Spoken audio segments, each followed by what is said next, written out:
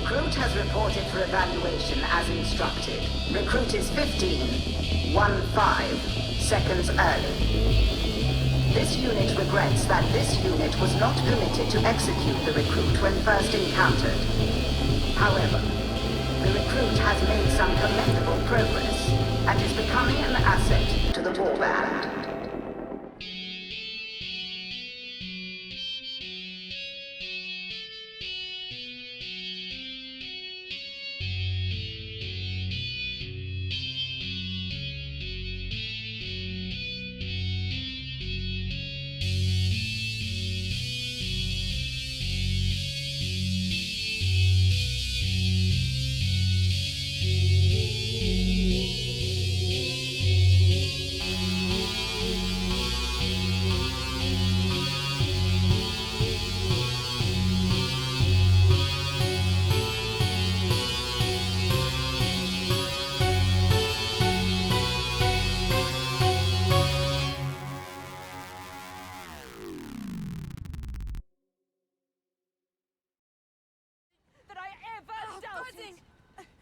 Alright guys, let's finally get into this. We are going to be talking about Warhammer 40k DarkTide today, and this is a game that I particularly know a lot about. Not as much as my boyfriend.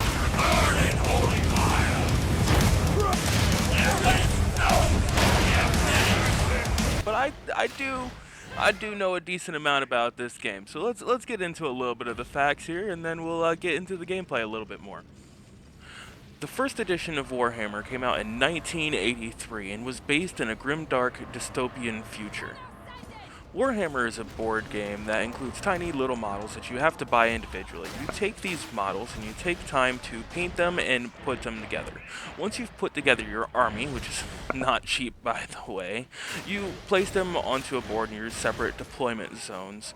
And once you are at that point, you use the rules of the game, each army's personal perks and strategy to either try to take out your opponent and or capture certain places around the map. Now, the specific place that this game takes place in is Warhammer 40k. This is super far into the future, and the humans have come across various xeno races which they fight pretty consistently in order to keep the human race alive and living. Now, Warhammer 40k specifically came out in 1987. This game included different models that you could play with different perks, attributes, abilities, things that would help the game go along and give each army its own different fighting style.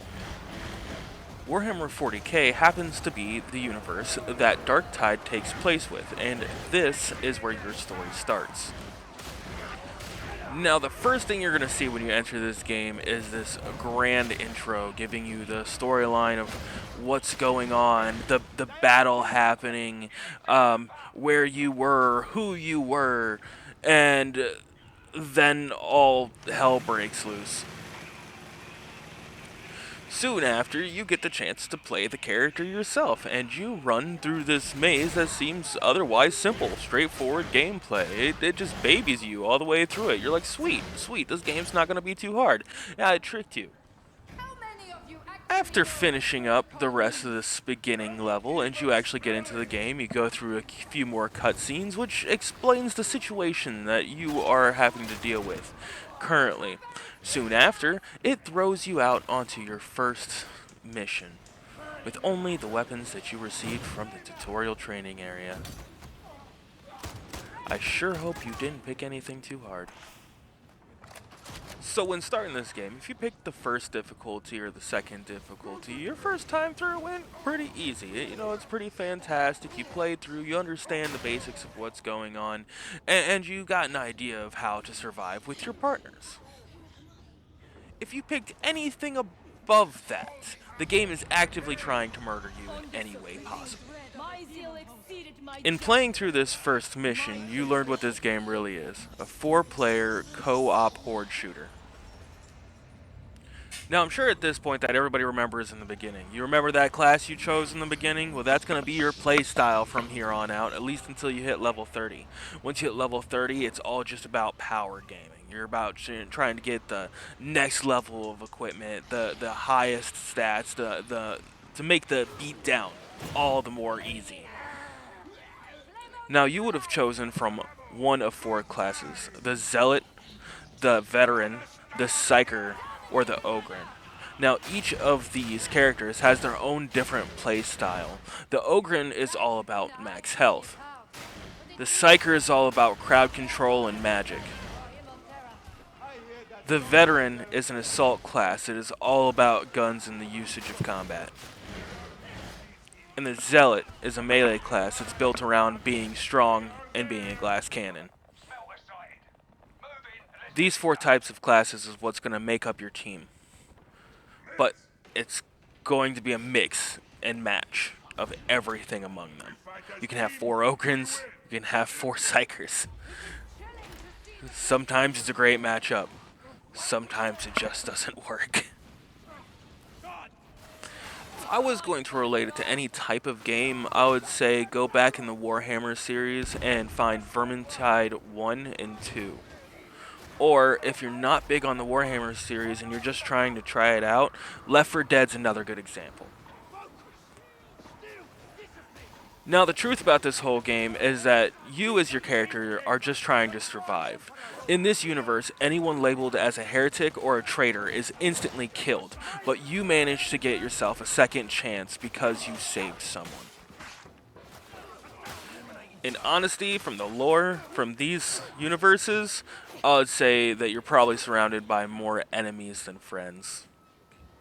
Those you can find friends in, you're going to be joining up with them and heading down to Tertium.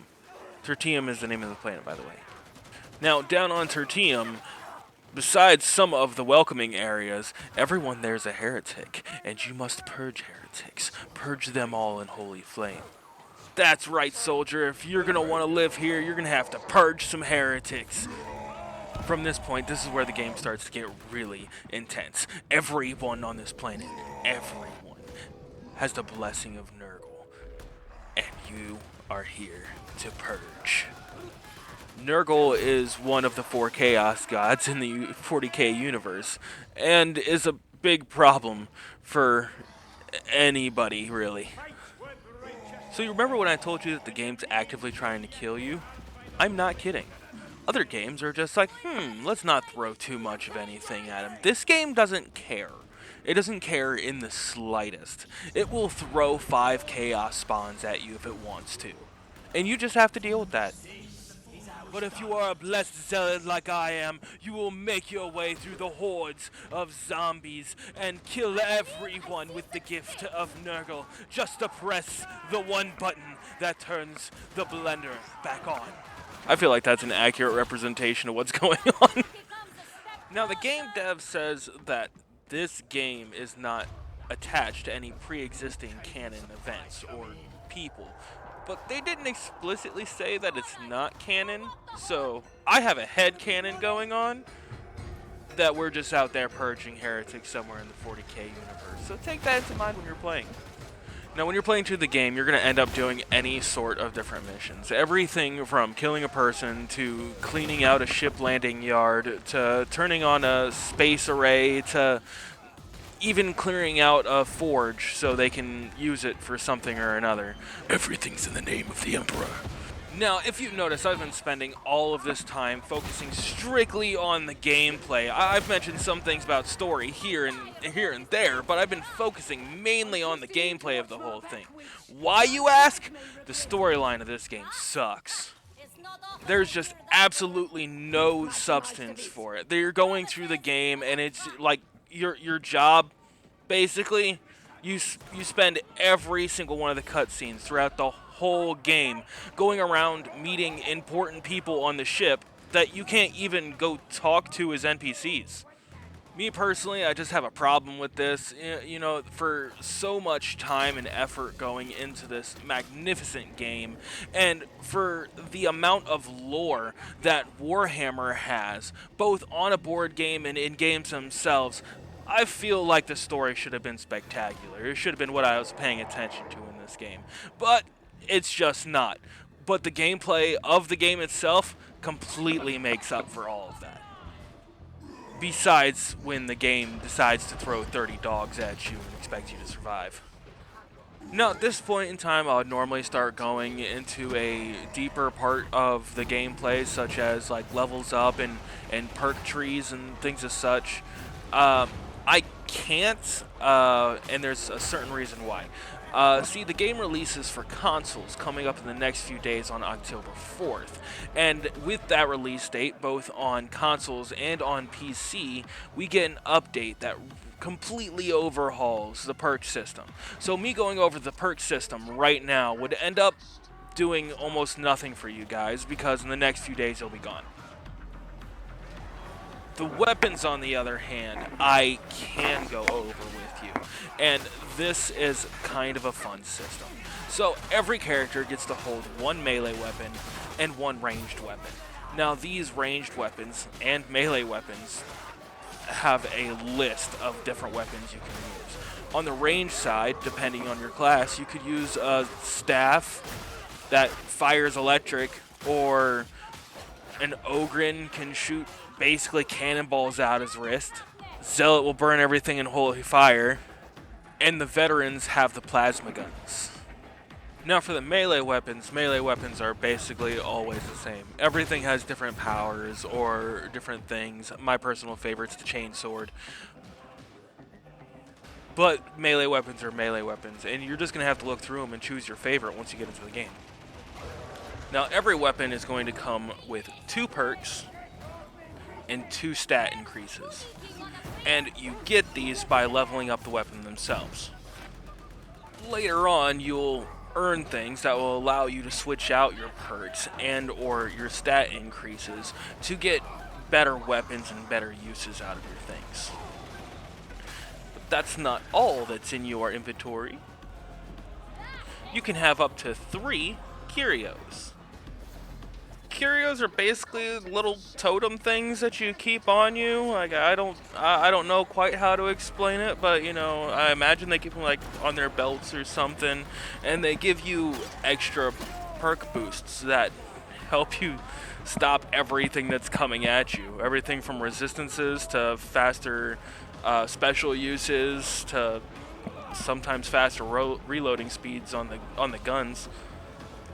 And this is all just so you can try to survive your next campaign outing. But if you want to know too much more, you should just grab the game before I ruin everything for you. Now, before I leave, I want you to always remember 2 things. 1, Ogrins are God's gift to space. 2, we'll be seeing you next time when you join us right here on Bad